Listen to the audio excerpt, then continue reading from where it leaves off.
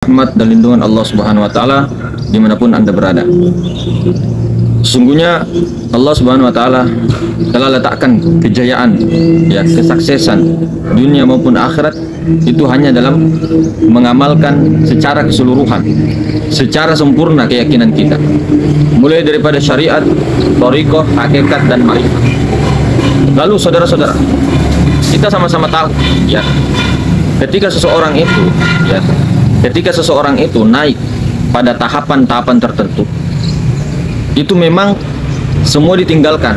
Misal kita yang berada di zaman sekarang ini, kita mengetahui bahwa syariah, thariqah, hakikat, ma'rifat itu bukan tingkatan,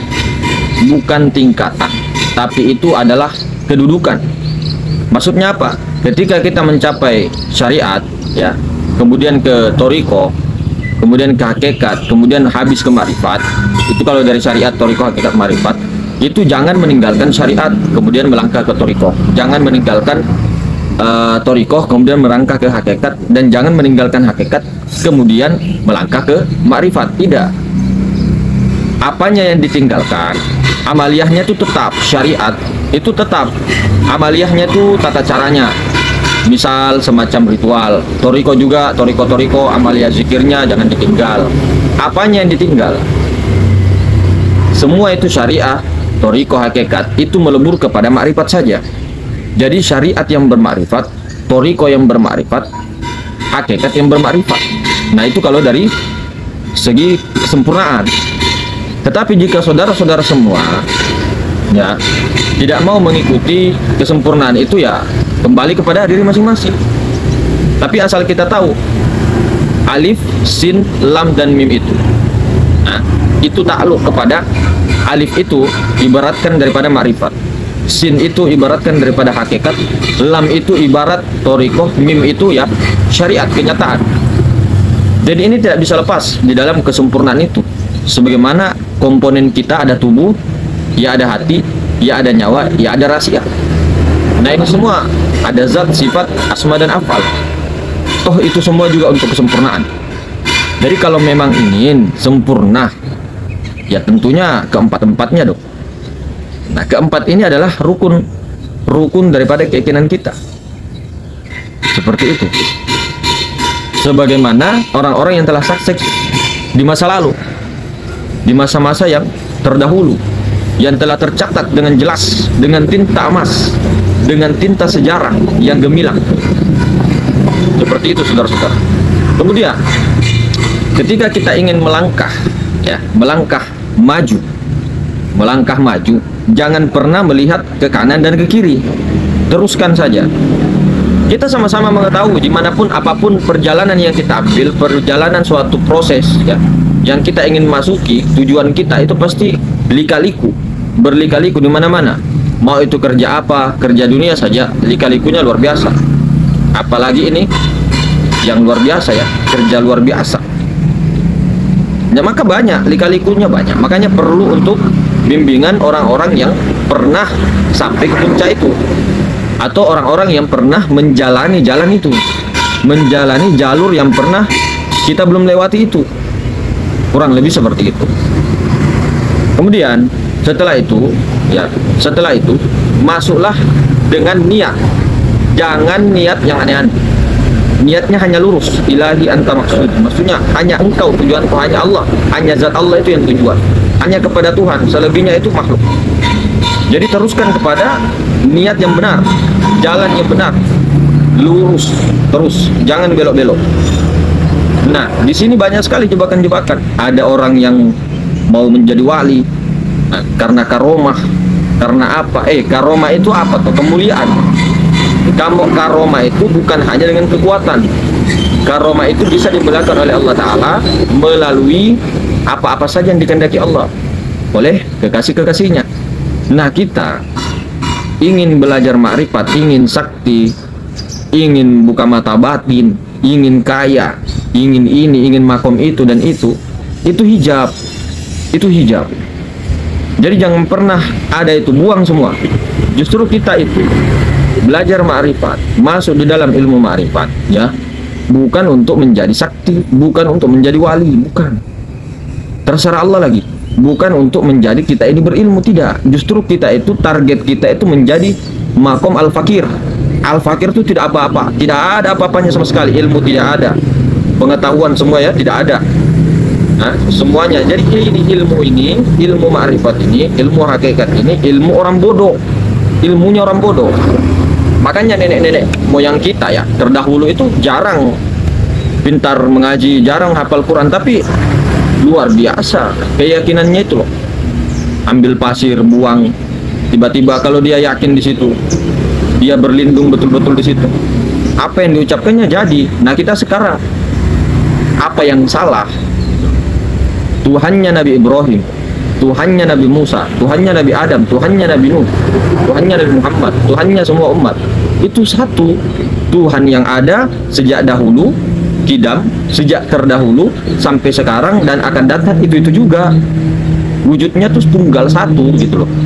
Lalu mengapa keadaan kita seperti ini? Karena adanya kemusyrikan, adanya penduaan, perselingkuhan, adanya perampasan haknya Allah. Jadi betul-betul itu harus dikembalikan dulu. Dikembalikan dulu.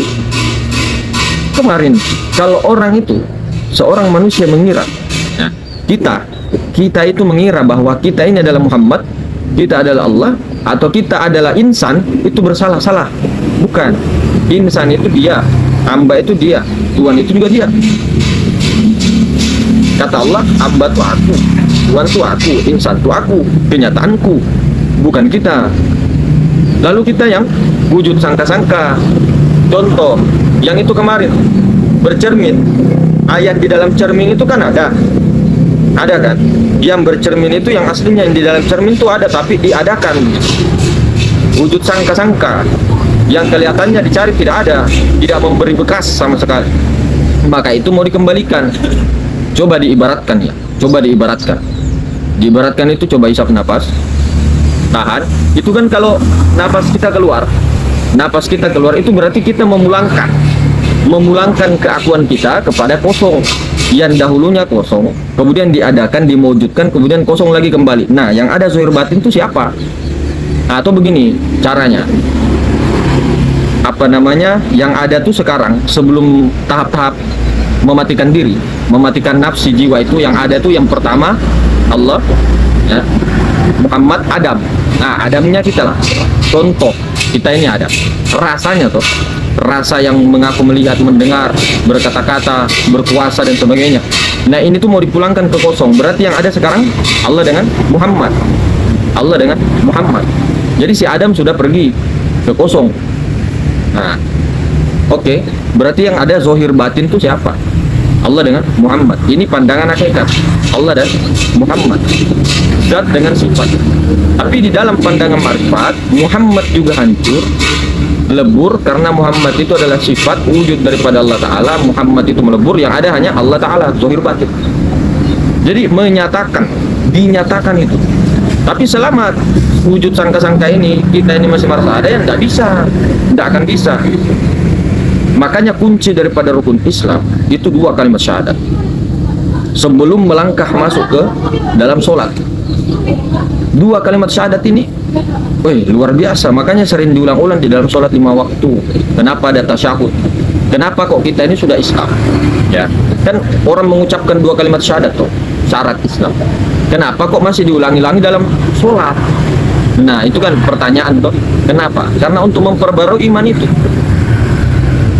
Untuk memperbarui, barangkali kita di sela-sela waktu itu kafir lagi, musyrik lagi ya, meyakini terkesan dengan makhluk itu musyrik, syirik khafi, syirik yang tersembunyi. Kita yakin dengan sebab musabab. Ketahui memang Allah menjadikan sebab musabab. Contoh, api itu bisa membakar, tapi diberikan sifat oleh Allah Ta'ala. Namun jangan diyakini sifat itu, jangan kita bertahan di makhluk itu, tapi kita yakini tanpa api pun Allah Ta'ala bisa membakar. Jangan sampai kita meyakini sebab musabab itu gitu. Jadi jangan ada bekas. Sama kita berguru dengan orang, kalau kita melihat orangnya yang dia punya ilmu, ilmunya Allah yang dititipkan sama orang itu masih terhijab karena ada orangnya, ada Allah. Sementara ilmu Allah itu tidak pernah dititipkan, tidak pernah. Jadi kalau ada masih pandangan kita bahwa ada aku, ada saya, ada Allah, itu masih syirik. Kenapa? Kamu menyalahi 20 sifat wajib bagi Allah Ta'ala. Sifat wajib bagi Allah: wujud, idam, baqa, mukhallafatul lil hawadits, qiyamu binafsi, wahdaniyat, qudra, irada, ilmu, hayat, sama, basor, kalam, kaunu muridun, kaunu qadirun, kaunu alimun, kaunu basirun, semuanya, kaunu hayyun, kaunu mutakallimun, semuanya 20 itu. Itu semua sifat Allah, bukan sifat makhluk. Wajib, mustahil, jaiz, itu sifat wajib. Sifat makhluk kebalikan daripada wajib, itu mustahil. Wajib itu wajib ada, sementara si makhluk, si Adam itu mustahil ada, gitu loh. Jadi ketika orang mengaku ada kita, ada Allah, itu bersalah, tersalah kita. Kemudian ketika orang-orang mau masuk berkhulwat atau mau bersuluk atau mau apapun perjalanan itu salah niat, salah terus. Makanya kuncinya itu di syahadat itu. Syahadat pun ada 4. Syahadat secara syariat, thariqah, hakikat, ma'rifat. Secara syariat, syahadat 2 kalimat syahadat kita meyakini bahwa Allah Ta'ala. Kemudian baginda Nabi Muhammad SAW hanya dengan ucapan, tidak menyaksikan. Sementara asyahadah itu, syahadah musyahadah itu menyaksikan. Pertemuan, menyaksikan langsung melalui mata basiro dengan mata lahir. Nah, itu ma'rifat. Nah, secara thariqah 2 kalimat syahadah itu daripada hati, ingatan. Nah, kalau secara hakikat dirasa, kalau secara ma'rifat di kesadaran, pandang memandang. Kalau dirasa di hakikat itu hanya pandangan batin, menyaksikannya Allah Ta'ala melalui sifat Muhammad. Tapi kalau di ma'rifat, dia batin, ya zohir, melihat Allah Ta'ala itu pandang memandang. Tapi harus diakui, harus diketahui bahwa yang melihat ataupun yang memandang itu Allah Ta'ala juga. Tidak ada ceritanya si makhluk yang baharu, yang tidak ada, bisa melihat Allah Ta'ala, tidak ada ceritanya. Itu salah itu. Jadi kalau kita masih merasa diri kita ada Allah Ta'ala, berarti masih jauh. Nah, ini syahadat loh. Setelah benar kita punya syahadat, baru benar rukun Islam yang pertama. Nah, kalau syahadat kita sudah bobrok, saya tidak mengatakan syahadat secara syariat saja itu kafir atau masih belum Islam di mata Allah. Saya tidak mau mengatakan, karena ini agak riskan. Jadi kita ikut fatwanya Imam Al-Ghazali bahwa umat itu ada 3. Ada golongan awam, ada khawas, ada khawasul khawas. Nah, itu saja yang diambil supaya tidak terlalu ekstrim lah. Dan kita tidak mengaku-ngaku benar, gitu. Jadi ada golongan awam, ada khawas, ada khawasul khawas. Nah, begitupun dengan rukun iman, rukun Islam yang kedua, sholat pun sholat syariat, jasmani tuh. Sudah tahu semua tuh, rukun sholat dan sebagainya. Berdiri semua kita sudah tahu 5 waktu itu, sholat sunnah itu kan sholat secara syariat. Nah, thariqahnya, hatinya dibenarkan, rukun qalbi. Kemudian sholat secara hakikat beda lagi, sholat secara ma'rifat beda lagi. Tapi perlu diketahui saudara-saudara, ketika sudah mengetahui sholat secara thariqah, jangan dibuang yang syariat. Amalia yang syariat itu jangan dibuang, karena sesuai dengan komponen tubuh manusia, insan itu tubuh, hati, nyawa, rahasia. Ya tubuh ya di syariat, hati itu ya di thariqah, ilmu hati ya ilmu thariqah. Ya hakikat itu di nyawa, ilmu ruh, makanan nyawa. Yasir, nah yasir itu ya di ma'rifat. Jadi jangan dibuang. Ndak ceritanya begini, wah habis syariat saya ke thariqah, syariatnya dibuang. Habis thariqah ke hakikat, hakikatnya dibuang. Habis hakikat ke ma'rifat, hakikatnya dibuang, ma'rifat terus, baru ditinggalkan semua. Tidak seperti itu. Kenyataan tidak begitu. Jadi keempat-empatnya, 4 komponen tubuh, hati, nyawa, rahasia itu membutuhkan semua ilmu syariat ya, ilmu tubuh. Betul kan, jasmani kita, cara mandi wajib, cara istinja secara jasmani, cara berpakaian ya, kemudian muamalah, ibadah, muasyarah, akhlak kita, semua kita tahu hukum-hukumnya, ilmu usul fikih ya, ilmu apa segala macam ya, Itu ilmu jasad, ilmu jasmani, ilmu syariat, hukum, adat, kebiasaan, macam-macam. Terserahlah syariat-syariatnya. Saya tidak mau mengatakan bahwa kita yang paling benar, biarlah Allah sendiri ya. Lagian juga Islam itu apa artinya yang sebenarnya gitu. Nah kemudian ilmu toriko, ilmu hati, dibeneri hati kita, nyawa, ilmu hakikat rohani kita. Kemudian sir, ilmu marifat, itu yang perlu dijaga. Jangan sampai marifat ditaruh di jasmani ya, syariat disimpan di sir. Kan kebalik, kan sama orang-orang begini. Syariat dia pakai juga untuk ilmu hati, syariat dia pakai ilmu hakikat, syariat dia pakai ilmu marifat. Yang tidak bisa. Semua itu ada macam-macamnya bos, semua itu ada tatanannya, sudah rapi itu. Zat, sifat, asma, afal sudah rapi sekali itu. Tuhan juga sangat nyata, kita yang menghalang-halangi adanya keakuan kita, wujud kita mengira kita ada Tuhan, kita ada, itu yang terdinding. Kita ada, tidak ada Tuhan, tidak mungkin ada, mustahil. Kalau kita ada, mustahil. Jadi yang susah itu mencari diri kita yang si jiwa itu daripada mencari Tuhan, karena mencari Tuhan itu mutlak gitu. Jadi Tuhan menampakkan kenyataannya kepada zatnya kepada sifatnya, Nur Muhammad, ya Nur Muhammad kepada alam semesta dan seluruhnya. Jadi nampak jelas. Yang susah itu kita. Kalau kita ini belum kosong, belum kembali sepenuhnya ya tidak akan bisa. Jadi kalau sudah tahu tinggal mesrakan saja, mesrakan. Nah kalau mau sempurna insan kamil ya empat-empatnya dijalankan.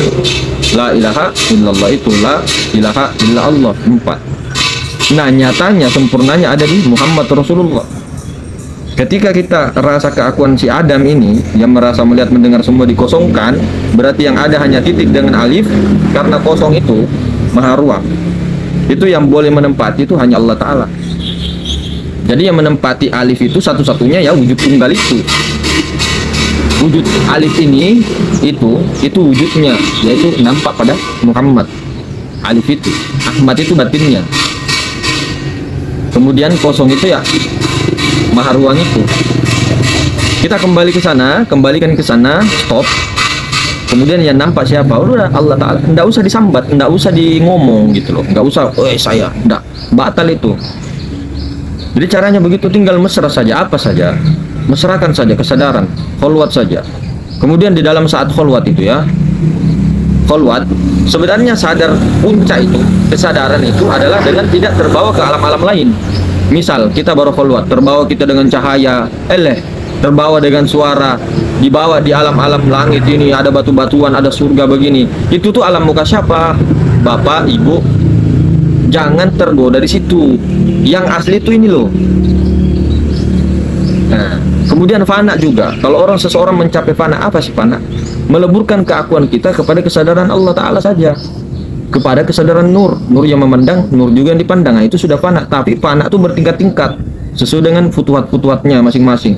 Allah bukakan futuhat lain, asroriyah, futuhat asroriyah, bukakan rahasianya, fana lagi, bertingkat-tingkat itu fana sesuai dengan level. Nah, itu hanya Allah Ta'ala saja yang tahu. Jadi kita mau klarifikasi juga ya, biar tidak paham. Yang orang-orang yang tidak paham, saudara-saudara kita, biar tidak kasihan sih kalau ini ya, menyesatkan orang-orang yang sudah mengkaji-kaji makrifat, tapi saudara kita tidak paham. Adik-adik kita, kakak-kakak kita, semuanya tidak ada yang mengaku Tuhan. Jangankan mengaku Tuhan, mengaku Muhammad saja tidak boleh. Jangankan mengaku Muhammad, mengaku insan aja nggak boleh. Nggak ada cerita kita ini adalah insan, salah itu. Tapi terserah aja kalau mau diikuti keyakinan sendiri, orang nafsi-nafsi kok ya. Apa untungnya? Kemudian kita apa untungnya? Apakah kita di sini cari pahala? Ya tidak. Kita tidak cari pahala. Mau cari untung uang bisa dinilai sendiri bos. Mau cari untung banyak pengikut, nilai sendiri aja. Jadi apa di sini? Apa? Kalau bukan amar ma'ruf nahi mungkar apa? Amar ma'ruf nahi mungkar. Makanya para nabi-nabi terdahulu itu cemburu dengan umat-umat ya baginda Nabi, karena umat-umat terdahulu yang boleh amar ma'ruf nahi mungkar itu adalah para nabi. Tapi umat-umat setelah baginda Nabi itu tidak. mereka-mereka yang sudah digelari umat yang terbaik, yang menjalankan amar ma'ruf nahi munkar. Dalilnya mana? Kuntum khair ummat, kalian adalah umat yang terbaik. Ukhrijat linnas, yang mengajak semua manusia. Ukhrijat linnas, ta'muruna bil ma'ruf, mengajak mereka kepada kebaikan. Wa tanhauna 'anil munkar wa tu'minuna billah, dan melarang mereka mencegah kemungkaran, dan kalian beriman kepada Allah. Itulah yang disebut beriman. Itulah yang disebut orang-orang yang yakin, mengajak dan mengajak kepada diri terutama, ya, kepada saudara-saudara dan lainnya untuk taat kepada Allah Ta'ala. Pertama ya hilangkan dulu semua itu peleburan, tahap peleburan, ya, pembersihan. Nah, baru setelah peleburan itu masih ada sisa-sisa, baru pemurnian. Nah, di situ muncullah kesadaran. Habis kesadaran ada pencerahan. Tapi kalau jiwa masih kotor, jiwa belum tenang, jangan harap. Kita hanya di akal. Mungkin seperti itu. Saya Pangeran Cahaya. Assalamualaikum warahmatullahi wabarakatuh.